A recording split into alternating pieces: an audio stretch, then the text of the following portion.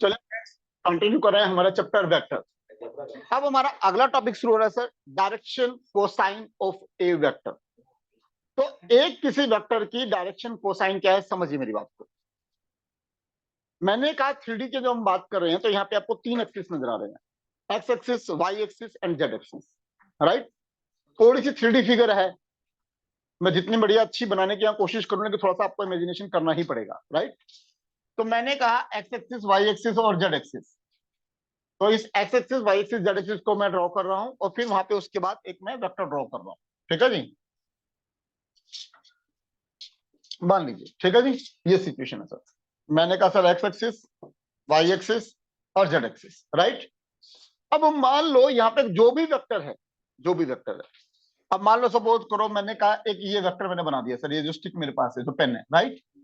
अब सर आप मानते हो ये कुछ ना कुछ एंगल एक्स एक्सिस के साथ बना रहा होगा ये वेक्टर, एक सर्टेन एंगल वाई एक्सिस के संग बना रहा होगा और एक सर्टेन एंगल जेड एक्सिस के संग बना रहा होगा। क्या मेरी बात समझ में आती है? अगर जैसे ही इसकी मूवमेंट चेंज होगी इसके एंगल एक्स वाई जेड के संग चेंज हो जाएंगे। तो ये वेक्टर जो एंगल एक्स एक्सिस के साथ बना रहा होता है उसको हम एल से डिनोट करते हैं, जो एंगल वाई एक्सिस के संग बना रहा होता है उसको एम से, और जेड एक्सिस के संग जो होता है उसको एन से। मेरी बात समझ रही है? तो अगर मान लीजिए 1 मिनट के लिए मैं यहां बात बोलूं, तो अगर आपको कोई भी वेक्टर दे रखा है, ठीक, मान लेता हूं sir a vector x I, Y जे और जेड के, ये हो गया सर। तो अब यहां पे जो इसके डायरेक्शन कोसाइन होंगे यानी एल, वो होगा एक्स अपॉन ए का मैग्नीट्यूड, जो होगा वाई अपॉन में ए का मैग्नीट्यूड, जेड अपॉन में ए का मैग्नीट्यूड। और आप हमेशा नोटिस करेंगे जब आप ये बात देख रहे हैं तो आप एक चीज को नोटिस करिए सर, कि आपको पता है कि ये सारा यूनिट वेक्टर है, ये बात हम पहले भी देख चुके हैं। तो अगर आप नोटिस करिए, अगर मैं एल का स्क्वायर, एम का स्क्वायर और एन का स्क्वायर का रूट करूं तो ये 1 होगा, से प्रूव कर चुका हूं यूनिट वेक्टर। आप देखिए यूनिट वेक्टर यही तो होता है, तो आप चेक कर लीजिए। अगर आप ए वेक्टर के यूनिट वेक्टर की बात करोगे यही तो यूनिट वेक्टर होगा, ध्यान से देख लीजिए, कोई जल्दी दिक्कत नहीं है मुझे। तो उसमें जो जो कोफिशिएंट होते हैं वो एल एम एन होते हैं, आप ऐसे समझ सकते हैं। अरे भाई उसमें तो आप स्क्वायरिंग बोथ साइड्स करोगे तो भी तो सर एल का स्क्वायर, एम का स्क्वायर और एन का स्क्वायर 1 होगा। तो इससे मैंने आपको 2 बातें सिखाई सर। एक मैंने सिखाया डायरेक्शन कोसाइन जो रिप्रेजेंट करता है एक्स वाई जेड के संग, उसे एल एम एन से रिप्रेजेंट करते हैं। Is that clear? इसमें भी आगे और भी बहुत कुछ है, अभी टाइम बिंग जो मैंने आपको सिखाया। तो एल जो होगा एक्स और साथ में उसका डिवाइड बाय मैग्नीट्यूड, वाई जो दूसरे वाला है वाई अपॉन में उसका मैग्नीट्यूड, और जेड अपॉन में जो वेक्टर है उसका मैग्नीट्यूड। ठीक हो गया सर? फिर हमने एक बात और सीखी, एल का स्क्वायर प्लस एम का स्क्वायर प्लस एन का स्क्वायर ऑलवेज इक्वल्स टू 1।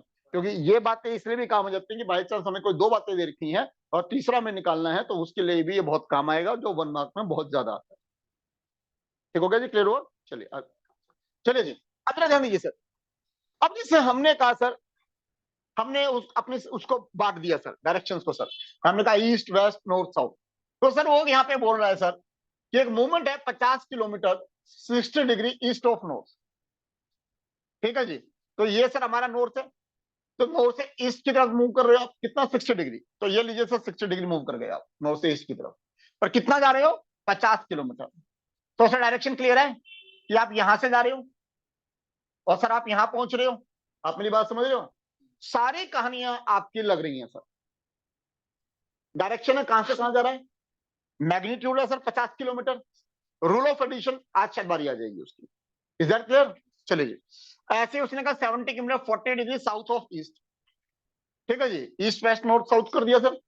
अब उसने कहा 40 डिग्री साउथ ऑफ ईस्ट। तो अब देखिए जी, आप इस साउथ की तरफ जा रहे हो सर, कितना 40 डिग्री, कितना चले गए आप, 70 किलोमीटर चले और फिर आप रुक गए। सर ये ओरिजिन हो गया, ये आप पहुंच गए सर जहां पे पहुंचना था आपको, ये डायरेक्शन हो गई। मैग्नीट्यूड 70 किलोमीटर है सर आपके पास, हो गया सर? ठीक हो गया? Is that clear? बहुत बढ़िया, आगे देखिए सर। अब उसने कहा 2 कोलिनियन वेक्टर है सेम मैग्नीट्यूड। Sir false. अब कोलिनियर वेक्टर मैंने समझा रखा है तो भैया कोलिनियर वेक्टर पैरेलल वेक्टर है, मैग्नीट्यूड सेम है नहीं है उससे मतलब थोड़ी ना। Collinear vector parallel to each other, two vector है same magnitude are collinear, false. भैया एक वेक्टर यहां जा रहा है, एक यहां जा रहा है, दोनों की लंबाई जो मैग्नीट्यूड है सेम है, कोलिनियर कहां से सर ये? P Q vector starting from P and end at Q, right. P Q vector जो हम ऐसे दिखाते हैं, इसको तो पी पॉइंट पे स्टार्ट हो रहा है, क्यू पे एंड हो रहा है। टू वेक्टर है same magnitude are equal, false. Same magnitude के साथ साथ डायरेक्शन भी सेम होनी चाहिए, ठीक। टू वेक्टर है सेम डायरेक्शन आर इक्वल, गलत। सर डायरेक्शन तो मान लीजिए दोनों की भी सेम है, लेकिन ये इतना बड़ा वेक्टर है सर, ये छोटा वेक्टर है, कहां से सर इक्वल है?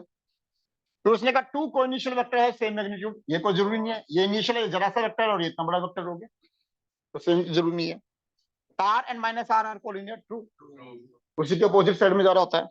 P Q vector equal to negative of Q P vector, true. तो अब ये नई बात सीख रहे हो आप सर, अगर आप कहते हो पी क्यू वेक्टर तो अब ये नई बात सीख रहे हो, इसे आप माइनस करके क्यू पी लिख सकते हो सर, ठीक हो गया? Is that clear? चलिए, हाँ जी sir. Find the value x y z in such a way कि इसने कहा यहाँ पे दोनों वेक्टर इक्वल है, भाई दो वेक्टर इक्वल है, इसके अंदर टू यहाँ पे किसके इक्वल हो गया? एक्स के। वाई किसके इक्वल हो गया? 9 के। 5 किसके इक्वल हो गया? जेड। खत्म, कंपेयर कर दिया, कोफिशिएंट आंसर आ गया सर, ठीक है जी। हाँ जी sir. Find the unit vector of sum a and b where a इतना और बी इतना। सब ध्यान से समझिए, उसने कहा यूनिट वेक्टर निकाला इन दोनों के सम का, तो सर सम तो हमें निकालना आता है हमें। तो अब हमने क्या करा sir, a vector plus B vector का सम किया, नाम दे दो सर उसको, अच्छा रहेगा, कोई सी वेक्टर, ठीक है सर। अब ये कितना हो गया? 1 + 4 5i, 2 + 5 7j, 3 + 6 9k, ये हो गया सर। अब इसका यूनिट वेक्टर है सर, अब आपको पता है सर, ये अपॉन में इसका मैग्नीट्यूड आया समझ में सर। अब मैग्नीट्यूड निकालना सिखा चुका हूं, इसको इससे मैग्नीट्यूड से डिवाइड करिए, you will get your answer. तो ध्यान दीजिए, अब आपको एक वेक्टर दे दिया और क्या है उसकी डायरेक्शन रेशो। भाई रेशो क्या है? जो आपका X axis, Y axis, Z axis है, अगर हम ये कह रहे हैं कि भैया 1 2 3, अगर हम ये बोल रहे हैं, तो सर मैंने आपको पूरा कंसेप्ट ये समझाया था कि जब हम इसको ड्रॉ कर रहे हैं 1 2 3, तो एक किस्म से सर ये पॉइंट ही तो हो गया, 1 2 3 और ओरिजिन से ज्वाइन करा दिया। तो 1 2 3 का मतलब क्या है भैया? एक्स से जो डिस्टेंस पे है ये, वो 1 यूनिट पे है, वाई से 2 यूनिट पे है, जेड से 3 यूनिट पे, ये समझाया था मैंने। तो सर अगर रेशो की बात करोगे तो रेशो 1 2 3 यही तो रेशो हो जाएंगे। Is that clear? कि जो एक्स वाई जेड के बीच में जो रेशो क्रिएट कर रहा है, तो ये क्या रेशो क्रिएट कर रहा है? 1:2:3, यानी 1 2 3 इसकी डायरेक्शन रेशो हो गई। डायरेक्शन कोसाइन सर अभी समझाया मैंने आपको। इसके अंदर एक्स अपॉन उसका मैग्नीट्यूड, तो पहले कितना है? 1 2 और 3, मैग्नीट्यूड आपको निकालना सिखा चुका हूं, मैग्नीट्यूड से डिवाइड करा दिया sir, you will get the direction cosine. If you want to check तो आप नोटिस कर सकते हैं सर, यही यूनिट वेक्टर होगा।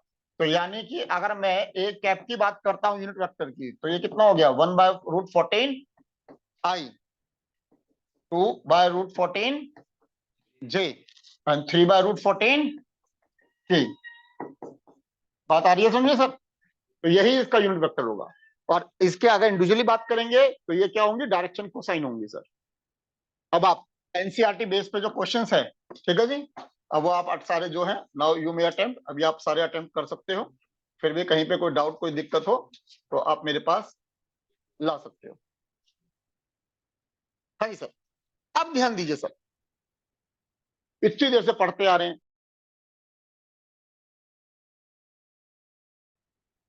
बहुत अच्छा कॉन्सेप्ट है सर, रूल ऑफ एडिशन। अब जरा बात को समझिए सर, अब मैंने कहा सर यहाँ पे ये हमारा यहाँ पे एक्स एक्सिस हो गया सर, ये वाई एक्सिस हो गया और ये जेड एक्सिस हो गया, ठीक है जी।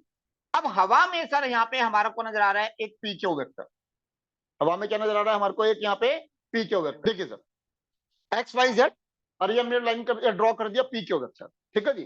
तो जो हम इतने टाइम से जो रूल ऑफ एडिशन पढ़ रहे थे, अब उसकी बारी आ रही है सर।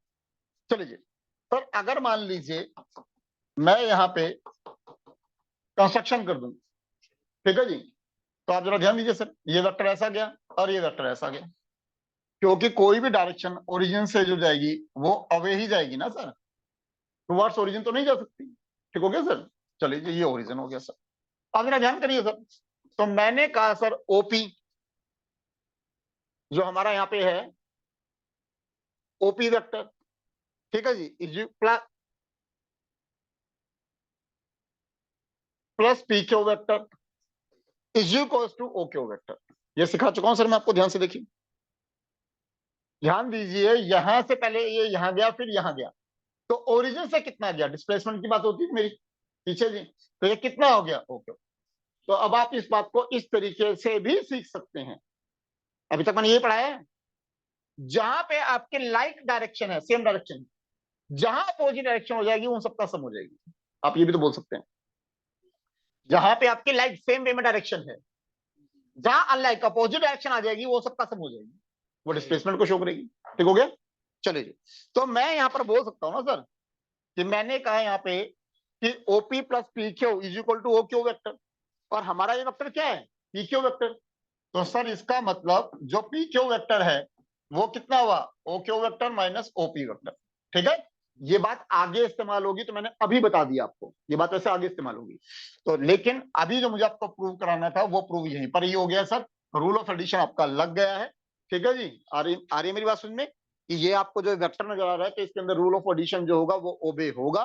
तो that's why it is a vector, direction है सर, मैग्नीट्यूड है सर, और रूल ऑफ एडिशन फॉलो हो रहा है। तो ये रूल ऑफ एडिशन मैंने आपको समझा दिया, ये कंसेप्ट आगे इस्तेमाल होगा, मैंने ये भी आपको अभी तुरंत समझा दिया। तो इसका हम ये भी ज्ञान ले सकते हैं कि अगर हमारे को पी क्यू वेक्टर निकालना हो और अगर हमें इसके पॉइंट्स पता हो तो हम पी क्यू वेक्टर जो है वो निकाल सकते हैं।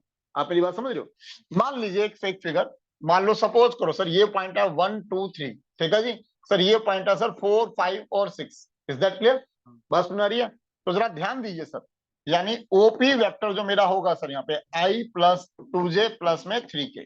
सर अगर मैं कैप नहीं लगाता हूं तो जल्दी की वजह से मान के चलना कैप है सर। ठीक है जी, अगर मैं यहाँ कहता हूं सर ओ क्यू वेक्टर, तो लॉजिक दे रखा है सर आपको, sir 4i plus 5j plus 6k। ठीक हो गया सर। तो अब अगर मुझे ये रेड वाला पी क्यू वेक्टर निकालना है, ठीक है जी, तो अब मैंने क्या कहा sir, O Q minus OP, ये रहा सर आपके सामने लॉजिक। ठीक हो गया सर। तो ओ क्यू माइनस ओपी, 4 में से 1 गया, 3i, 5 में से 2 गया, 3j, 6 में से 3 गया, ठीक है, आया समझे सर। तो इस तरह से हम ये निकाल भी सकते हैं। चलिए फ्रेंड्स, अगला सर हमारा शुरू हो रहा है सेक्शन फॉर्मूला। अगली कहानी शुरू हो रही है हमारे सेक्शन फॉर्मूला की। तो सेक्शन फॉर्मूला सर फिर वही इंटरनली भी हो सकता है और एक्सटर्नली भी हो सकता है। समझिए सर, मैंने ये आपके दो वेक्टर ले लिए, एक ए वेक्टर और बी वेक्टर जो है को इनिशियल वेक्टर है सर। ठीक हो गया सर। चलिए जी, अब हम क्या कर रहे हैं सर, यहाँ पे थोड़ी सी कंस्ट्रक्शन कर रहे हैं और इस कंस्ट्रक्शन पे हम इन दोनों को क्या कर रहे हैं, जोड़ रहे हैं ऐसे दो, इस तरह से। और सर अब यहाँ पे हम क्या कर रहे हैं, एक वेक्टर ले रहे हैं सी, हम यहाँ पे क्या कर रहे हैं, एक सी वेक्टर ले रहे हैं। चलिए जी, अब मान लीजिए सर सी वेक्टर मैंने ले लिया, ये सी वेक्टर, आप बात को समझिए, सी भी इनके साथ यहीं से स्टार्ट हो रहा है, और जो एंड हो रहा है यहाँ पे, वो जो लाइन अगर आप ज्वाइन करते हो तो वहीं पर एंड हो रहा है, उससे आगे नहीं जा रहा। पहले आप इस बात को समझिए। Is that clear. और अगर हमें बता दिया जाए कि भैया ये रेशो क्या है, तो क्वेश्चन राइज होता है क्या सी वेक्टर निकाल सकते हैं क्या। बिल्कुल सर। अगर मान लीजिए हमारे को यहाँ पे रेशो बता दी जाए कि हमने कहा sir m is to n, अगर ये रेशो है तो क्या सी वेक्टर निकाल सकते हैं। जरा ध्यान करिए सर, अपने माइंड में ध्यान करिए। अगर मैं बोलता हूं ए वेक्टर, मैंने कहा सर 2i 4j और 5k, क्या नहीं लगा रहा हूं टाइम बचाने के लिए, तो सर आप ये कह सकते हो ना 2 4 5 ये कोऑर्डिनेट होंगे। अब तो ज्ञान तो मिल चुका है आपको। अगर ये कह दिया जाए सर बी वेक्टर, कह दिया जाए 5i 6j 9k, अगर ये है तो सर ये कोऑर्डिनेट 5 6 और 9 होंगे सर। ठीक है जी। सर इतनी हमने पढ़ी है पीछे, सेक्शन फॉर्मूला 11th में पढ़ा, 10th में भी पढ़ा सर, ऐसे टाइम पास करने के लिए थोड़ा ना पढ़ा। तो अगर हम कह रहे हैं sir m is to n, तो सर क्या हम इसके कोऑर्डिनेट नहीं निकाल सकते, क्या आपको पता है m ये और n ये। तो यहां पर जो x के जो कोऑर्डिनेट हुआ सर वो कितना होगा सर 5m, ठीक है ना, 5m, और यहाँ पे 2 + 2n divide by m + n, ये तो करते थे, ये तो करते आ रहे हो इंटरनली में। तो सर ऐसे आप एक्स वाई जेड के कोऑर्डिनेट सारे आ जाएंगे, सेक्शन फॉर्मूला जो पहले पढ़ा आपने, ऐसे सर y के निकाल लोगे आप। ठीक है जी, 6m 4n, मैंने जानबूझ के ये डिजिट इसलिए ले लिया कि समझना आपके लिए आसान हो जाएगा। x1 x2 है, यहाँ पे मैं x1 x2 x1 y1 z1 ले सकता हूँ, यहाँ पे x2 y2 z ले सकता हूँ। और नोट्स में शायद मैंने वही रखा होगा काम। ठीक है जी, तो 9n plus 5n upon m plus n। तो सर जो ये कोऑर्डिनेट हो गई वही तो सी वेक्टर हो जाएगा, वही तो सी वेक्टर हो जाएगा। आप मेरी बात समझ रहे हो? तो भाई आप सी वेक्टर को बस इनके आगे क्या लगा दोगे, आई जे के करके इन पे कैप लगा दोगे, सर हो गया क्वेश्चन खत्म। ठीक हो गया जी। तो ये हुआ आपका इंटरनली। तो यानी कि दो वेक्टर से एक रिजल्टेंट वेक्टर निकल के आ रहा है जो उनको इंटरनली किसी रेशो में डिवाइड कर रहा है।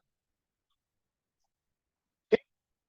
आप इन शॉर्ट में आप ये भी कह सकते हो कि यहाँ जो सी वेक्टर है आपका, ये क्या था, बी था, M B vector plus N A vector M plus N, एक ही बात निकल कर आएगी, ये शॉर्ट में सीधा आ जाएगा आंसर। अरे बात सुनने, इज दैट क्लियर? बाद में इसमें तो आईजे की करके प्लस लगा रहे हो आप।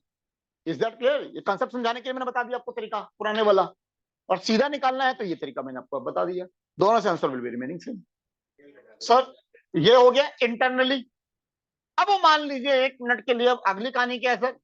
अगली कहानी ये है कि जो ये सी वेक्टर है, ठीक है जी, अब यहाँ पे इसी लाइन को एक्सटेंड करा जा रहा है, पहले ये समझिए मेरी बात को, इसी लाइन को एक्सटेंड करा जा रहा है, ठीक है जी।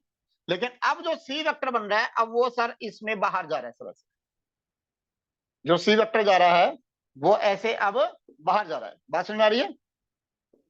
बात समझ में आ रही है? तो ये क्या हो गया सर, एक्सटर्नली हो गया। ठीक हो गया। तो अब क्वेश्चन है सर, ये एक्सटर्नली हो गया। अब हम कह रहे हैं जो इनके बीच में जो रेशो बना रहा है सर, अब ये ठीक, अब जरा वो ध्यान दीजिए सर। तो हमने कहा ये जो पॉइंट है सर, यहाँ पे ये जो पॉइंट है, ठीक है जी, अब हमने कहा सर यहाँ पे इस वाले से ये एम की रेशो है और इस वाले से ये एन की रेशो है, यानी एम में एन इंक्लूड है। आगे ध्यान से। तो अब अगर ये इंक्लूड है ऑलरेडी, तो आप ध्यान करिए सर हम क्या करा करते थे फिर। तो यहां पर हमारे जो कहानी में जो ट्विस्ट हो जाता था इंक्लूड होने की वजह से, एक्सटर्नली में हम क्या करते थे, माइनस कर दिया करते थे सर। आगे सर ध्यान। चलिए, और अगर इस तरह से बोलेंगे अगर हम इसको फिर से, तो यहां पर क्या कह सकते हो अब आप, माइनस हो गया सर।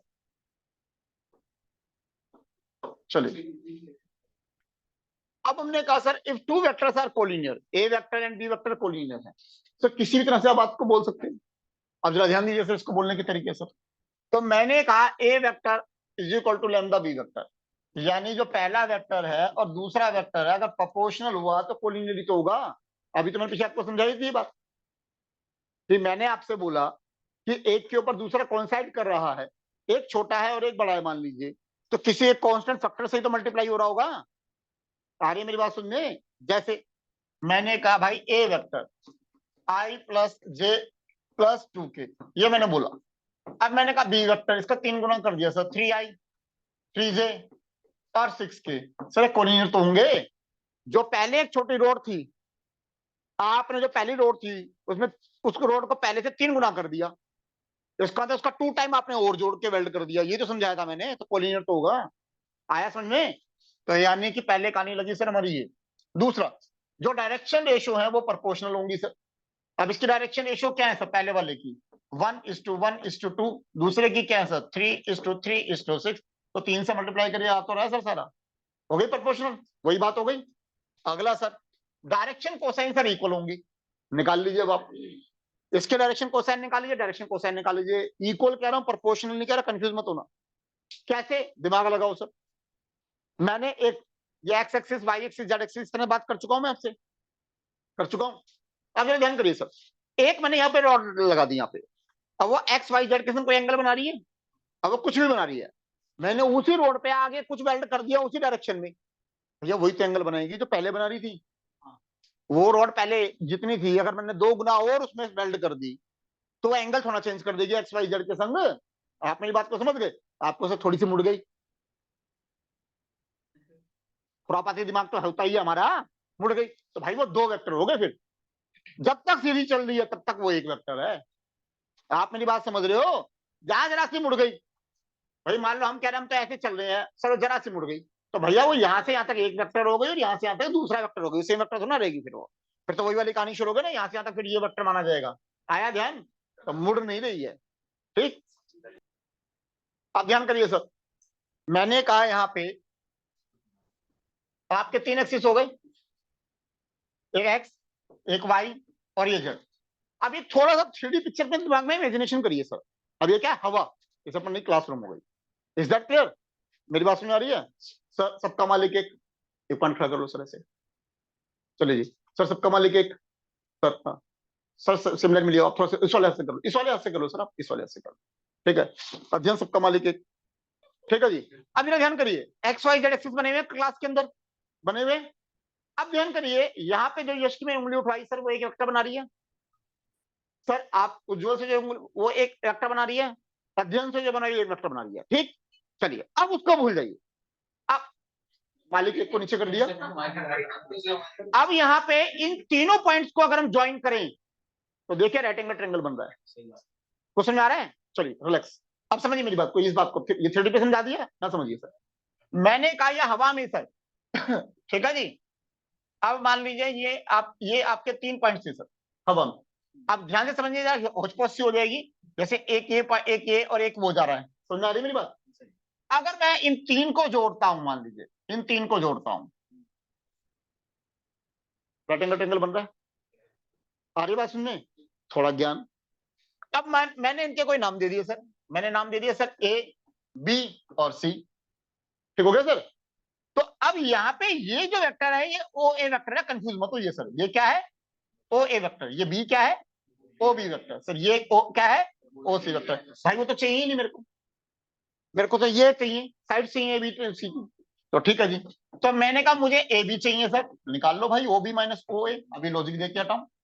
फिर मैंने कहा सर मुझे ए सी चाहिए, निकाल लो भैया, ओ सी माइनस ओ ए। इसी तरह कह दिया सर बी सी चाहिए, निकाल लो भैया, ओ सी माइनस ओ बी। फिर हमने कहा अच्छा जी, पूर्ति तो होती नहीं ना इंसान की, ख्वाहिश कभी खत्म थोड़ी ना होती है। फिर हमने वेक्टर निकाल दिया, कह रहे नहीं नहीं भाई हम तो मैग्नीट्यूड चाहिए, पाइथागोरस थ्योरम। अच्छा मैग्नीट्यूड चाहिए, अच्छा मैग्नीट्यूड निकाल ले भाई। तब आपने ए बी वेक्टर का मैग्नीट्यूड, आपको पता है कैसे निकलता है? ठीक है जी, आपने ए सी वेक्टर का मैग्नीट्यूड, आपने बी सी वेक्टर का मैग्नीट्यूड निकाल लिया और सबको उठा के स्क्वायर कर दिया। कर दिया जी। तो अब सर पाइथागोरस थ्योरम आप मेरे से बेटर जानते हैं सर, कि अगर आपने स्क्वायर कर दिया और कोई एक बाकी दो के सम के इक्वल हो गई तो that must be A right angle triangle. खत्म कहानी सर। तो देखिए जी, ये सारा कंसेप्ट समझाया।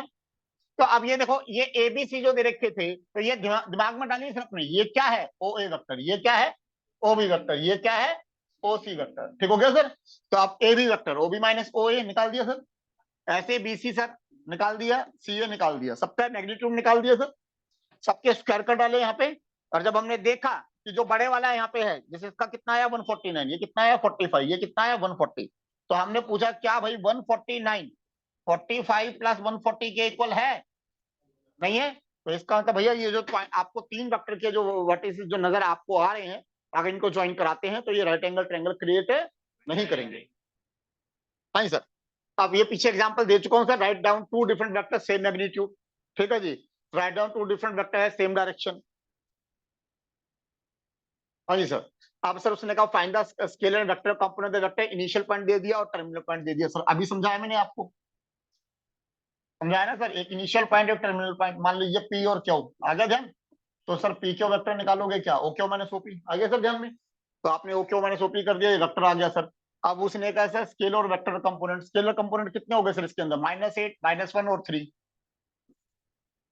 और वेक्टर कंपोनेंट क्या होगा? आई जे के साथ में लगा दो, -8i -j और 3 के। ठीक है जी। तो जब आप आई जे के साथ में लगा रहे हो तो वेक्टर कंपोनेंट हो गए, और जब आई जे के नहीं लगा रहे तो वो स्केलर कंपोनेंट हो गए। हाँ जी sir. Find the vector direction, इस डायरेक्शन में चाहिए, लेकिन भाई उसका मैग्नीट्यूड 10 होना चाहिए। इसका मैग्नीट्यूड क्या होना चाहिए? 10 होना चाहिए। कोई बात नहीं, अब हमें क्या था इसका मैग्नीट्यूड कितना है, कोई बात नहीं, निकाल लो सर। तो मैंने क्या करा, ए का मैग्नीट्यूड निकाल लिया सर, और ए का मैग्नीट्यूड निकाला मैंने, जो भी आएगा। ठीक हो गया? तो अगर मैंने कहा ए कैप, तो ए अपॉन में मैग्नीट्यूड ऑफ ए, ये यूनिट वेक्टर निकल जाएगा। इसकी लेंथ कितनी होगी? 1। हमें कितनी चाहिए? 10। लो भाई, हो गया सॉल्व। आया समझ में लॉजिक, कि आपको चाहिए जिसकी लेंथ कितनी होनी है? 10 यूनिट। तो आपको पता है ए यूनिट वेक्टर वो वेक्टर अपन में उसका मैग्नीट्यूड 10 से मल्टीप्लाई कर दिया, तब उसकी लेंथ कितनी निकल जाएगी? 10 निकल जाएगी। दो वेक्टर्स को कहा कोलिनियर, तीन तीन तरीके बता दिए मैंने आपको, जैसे आपको पसंद आ जाए, जैसे आपको पसंद आ जाए भाई। जैसे मैंने कहा सर, जो इसकी जो डायरेक्शन रेशियोज हैं सर 1, 2 और 3, जो दूसरे की डायरेक्शन रेशियो है -3, -6 और -9, प्रोपोर्शनल है, हो गया सर। ठीक, या आपने कह दिया B vector is equal to -3 vector है सर, ये भी कोलिनियर। डायरेक्शन कोसाइन, इतना लेंथी करके मुझे कोई ट्रॉफी फालतू नहीं दे रहा, इसलिए नहीं कर रहा। तो शो करना है कि ये वेक्टर इक्वली इंक्लाइंड है X axis, Y axis, Z axis के साथ। डायरेक्शन कोसाइन समझाया मैंने भी आपको। तो आप इसमें क्या करोगे सर, एल, एम और एन, ठीक है जी। तो मैंने क्या बताया था, 2 अपॉन में मैग्नीट्यूड, दूसरे में 2 अपॉन में मैग्नीट्यूड, तीसरे में भी 2 अपॉन में मैग्नीट्यूड, यही है ना। तो आप देखो ना सर, सेम तो आएगा, जो भी मैग्नीट्यूड कुछ भी निकलेगा सेम ही तो आएगा। Is that clear?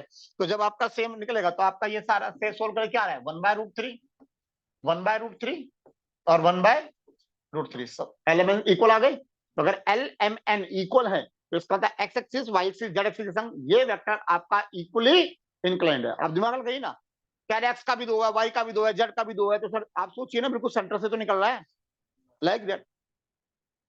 अब इसके बेसिस पे जो भी आपके क्वेश्चंस हैं सर एनसीईआरटी के, नाउ यू मे अटेम्प्ट, अब ये जो क्वेश्चंस है आपके एनसीईआरटी के, तो अब ये सारे आप इस बेसिस पे अटेम्प्ट कर सकते हो। तो नेक्स्ट कहानी, अब सर हम बात करते हैं प्रोडक्ट ऑफ वेक्टर्स। तो प्रोडक्ट ऑफ वेक्टर्स हमें तीन तरीके का देखने का मिलेगा। डॉट प्रोडक्ट, जिसको स्केलर प्रोडक्ट भी बोलते हैं, दूसरा क्रॉस प्रोडक्ट, जिसे वेक्टर प्रोडक्ट भी बोलते हैं, और तीसरा स्केलर ट्रिपल प्रोडक्ट, ठीक है जी। जिसमें से अभी इस साल आपका स्केलर ट्रिपल प्रोडक्ट जो है वो आपके कोर्स में नहीं है। तो आपके कोर्स में दो रह गए, एक डॉट प्रोडक्ट और एक क्रॉस प्रोडक्ट, ठीक होगा जी। अब जैसे मैथमेटिकली बात करते हैं, मैथमेटिकली, तो अब अगर मैथमेटिकली हम बात करें तो हम ये कह दें कि भैया 2 × 3 हम कहते हैं 6 है, या 2 डॉट ये मल्टीप्लाई वाला है सर, ठीक है जी, तो हम बोलते हैं 6, तो हम कहते हैं एक ही बात है। लेकिन सर वेक्टर में, इस क्रॉस में और इस डॉट में अलग अलग इंपॉर्टेंस है सर, दोनों का मतलब अलग होगा। यानी मैं ये कहता हूं ए वेक्टर डॉट बी वेक्टर, तो इसका मतलब कुछ और है, और अगर मैं ये कहता हूं ए वेक्टर क्रॉस बी वेक्टर, तो इसका मतलब कुछ और है। जब आप इसको निकालोगे, जब ए डॉट बी को मैं सोल्व करना आपको सिखाऊंगा, तो जो रिजल्ट आएगा सर वो आएगा कांस्टेंट। तो इसीलिए इसे स्केलर प्रोडक्ट कहा जाता है। जब आप ए वेक्टर क्रॉस बी वेक्टर को सोल्व करोगे तो आपके पास जो निकल कर आएगा एक वेक्टर निकल कर आएगा, तो इसीलिए इसका दूसरा नाम वेक्टर प्रोडक्ट भी है। जब हम बात करें डॉट प्रोडक्ट की, स्केलर प्रोडक्ट की, तो हमने यहां पर कहा सर ए डॉट बी, तो यहां पर जो ए डॉट बी हम कह रहे हैं, तो यहां पर ये रिप्रेजेंट कर रहा है डॉट प्रोडक्ट को ए और बी के बीच में। तो ए डॉट बी की बात करें तो that will be equal to magnitude of A vector into magnitude of B vector and cos theta. अब ए वेक्टर का मैग्नीट्यूड आपको अच्छी तरीके से निकालना आता है, बी वेक्टर का मैग्नीट्यूड आपको अच्छी तरीके से निकालना आता है, और जो ये थीटा होगा ये उन दो वेक्टर के बीच में एंगल होगा। जैसे मैंने कहा, सपोज करो ये ए वेक्टर है, ये बी वेक्टर है, तो ये जो थीटा जो यहाँ पे रिप्रेजेंट कर रहा है कोस थीटा, तो ये इन दोनों के बीच के एंगल को रिप्रेजेंट कर रहा है। कई बुक्स में ए वेक्टर के मैग्नीट्यूड को सिंपल ए से डिनोट कर देते हैं, तो इस पॉइंट से ए बी और cos theta. Is that clear? चलिए जी, ये अब क्वेश्चन आता है, ये तरीका हम कब लगा सकते हैं, जब हमारे पास ए वेक्टर बी वेक्टर के साथ साथ हमारे को उनके बीच का एंगल दे रखा हो। लेकिन माय फ्रेंड, अगर हमारे को बिल्कुल रो फॉर्म में ए वेक्टर और बी वेक्टर बिल्कुल रो फॉर्म में दे रखा है, जैसे this one and this one, आप मेरी बात समझ रहे हैं सर, कि ए वेक्टर जो दे रखा है और बी वेक्टर दे रखा है बिल्कुल रो फॉर्म में दे रखा है, तो उस केस में जो आपका ए डॉट बी जो होगा वो क्या होगा, A1 B1 A2 B2 A3 B3। तो ये मैंने हर बुक्स में आपको ये लिखा हुआ मिल जाएगा। मैं आपको फटाफट से इसका लॉजिक दे रहा हूं, आप जरा जल्दी से इसका लॉजिक समझने की कोशिश करेंगे। देखिए जी, आप क्या कर रहे हैं sir, a vector dot b vector, right. तो अब हमने क्या करा, ए वेक्टर पूरा यहां लिख लिया sir, A1I A2J A3K dot, इस तरह से सर B1I B2J और B3K, ठीक हो गया जी। तो अब एक बार A1 का आप सबके संग मल्टीप्लाई कर रहे हो, फिर B1 का कर रहे हो, C1 का कर रहे हो, इस तरह से कर रहे हो आप। मेरी बात सुन आ रही है? जरा देखते हैं सर। जब आपने A1 का B1 के संग करा तो A1 B1 तो आ गया, साथ में क्या आया? I डॉट आई, साथ में क्या आया? I dot I. तो अब जरा ध्यान दीजिए सर, I डॉट आई क्या हुआ? मैंने कहा I का मैग्नीट्यूड, दूसरे का मैग्नीट्यूड और इसके बीच में एंगल जीरो। आई तो दोनों पे एक्स एक्सिस पे है ना, तो एक्स एक्सिस का एक्स एक्सिस एंगल तो जीरो होगा। सर आपको पता है सर ये क्या होता है? यूनिट वेक्टर आई कैप। तो यूनिट वेक्टर का मैग्नीट्यूड 1 होगा ऑलवेज, यानी 1 इंटू 1 कोस जीरो कितना होता है? 1, यानी 1 1 और 1, इसलिए सर ये 1 हुआ। Is that clear? अब जब आप A1 को B2 के संग करते हो, आप जैसे प्लस करा आपने और A1 B2 करा, तो यहां क्या होगा sir? I into I dot J, ये होगा। तो जो आई डॉट जे क्या होगा? आई का कैप, जे का कैप और cos 90, क्योंकि आई और जे के बीच में जो एंगल है परपेंडिकुलर 90 डिग्री होगा सर। ये हुआ 1, ये हुआ 1 और ये हुआ 0, जिसकी वजह से हो गया 0। आ रही बात सुनने? तो इसका मतलब A1 B1 के संग तो ठहरेगा आई के साथ, बाकी संग के संग क्या हो जाएगा? 0। इसी प्रकार A2 जब बाकी आई और के संग मल्टीप्लाई होगा तो 0 हो जाएगा, लेकिन A2 B2 के संग ठहर जाएगा। आया सुन में? इसी तरह से जब A3 को सबसे मल्टीप्लाई करोगे आप, तो A3 B3 तो रह जाएगा, लेकिन अगर आप बाकी के संग करोगे तो वो क्या हो जाएगा? 0। लॉजिक आपके सामने है ना? तो ये लॉजिक सर मैंने आपको सारे दे दिए अभी कि आई डॉट आई 1 होगा, जे डॉट जे 1 होगा, के डॉट के 1 होगा, लेकिन आई डॉट जे क्या हो जाएगा? वो 0 हो जाएगा सर। ठीक है जी। अब sir commutative, A dot B निकालिए, बी डॉट ए निकालिए, सेम आएगा, इसलिए कम्यूटेटिव लॉ फॉलो हो रहा है sir. But associative law follow नहीं होगा sir. A dot B dot C not equal to A dot B dot C, ये इक्वल नहीं होगा सर। Is that clear? बात सुनने आ रही है? क्योंकि यहाँ पे बी डॉट सी एक स्केलर आ जाएगा, तो वो स्केलर ए के संग मल्टीप्लाई होगा। यहाँ पे ए डॉट बी एक स्केलर होगा और वो सी के संग मल्टीप्लाई होगा, तो वो इक्वल आएंगे, ऐसा नहीं है। Is that clear? तो इसका मतलब यहाँ पे एसोसिएटिव लॉ फॉलो नहीं होगा, डिस्ट्रीब्यूटिव लॉ सर फॉलो होगा। यानी A dot B plus C that will be equal to A dot B plus A dot C, तो ये फॉलो होगा सर। लैम्डा कोई कांस्टेंट है सर यहाँ पे, ए डॉट बी, तो आप उस कांस्टेंट को ए के संग मल्टीप्लाई करके बी के संग डॉट प्रोडक्ट करा लीजिए, या बी के संग मल्टीप्लाई करा के ए के संग डॉट प्रोडक्ट करा लीजिए, that answer will be remaining same. अभी सर एंगल की बात हुई, तो अभी जैसे कि मैंने आपको बोला कि a dot B is equal to magnitude of a, magnitude of b और cos थीटा, तो आई कैन से ना sir cos theta is equal to A dot b upon a का मैग्नीट्यूड और बी का मैग्नीट्यूड। ठीक है जी। तो इन थीटा इज इक्वल टू कितना हो गया? cos inverse a dot b, a का मैग्नीट्यूड बी का मैग्नीट्यूड। तो ये लॉजिक वगैरह जो भी आपको लिखने हो उस चीज से निकल कर आए हैं, कोई अलग से कोई फॉर्मूला नहीं है। तो मोस्ट इंपोर्टेंट कहानी है सर, मोस्ट इंपोर्टेंट प्रॉपर्टी है ये। अगर ए वेक्टर और बी वेक्टर अगर आपस में परपेंडिकुलर है, मैंने कहा ए वेक्टर, ठीक है जी, और बी वेक्टर आपस में अगर परपेंडिकुलर है। अब ध्यान करिए सर, यहाँ पे ना तो आपका ए वेक्टर 0 के इक्वल है, ना ही आपका बी वेक्टर 0 के इक्वल है। तो जरा ध्यान दीजिए सर कहानी क्या होगी सर। तो मैंने कहा sir A dot b, sir a का मैग्नीट्यूड, बी का मैग्नीट्यूड, cos 90, cos 90 कितना था? 0। तो सर क्या हो गया? नहीं, A dot B is equal to 0। तो अगर आपका ए डॉट बी 0 आ रहा है, जहां पे ना तो आपका ए 0 है ना बी 0 है, तो इट्स मीन दो both vectors must be perpendicular to each other. तो मैंने आज की क्लास में प्रोजेक्शन से पहले का कंप्लीट करा दिया है, नेक्स्ट क्लास के अंदर हम प्रोजेक्शन से आगे कंटिन्यू करेंगे।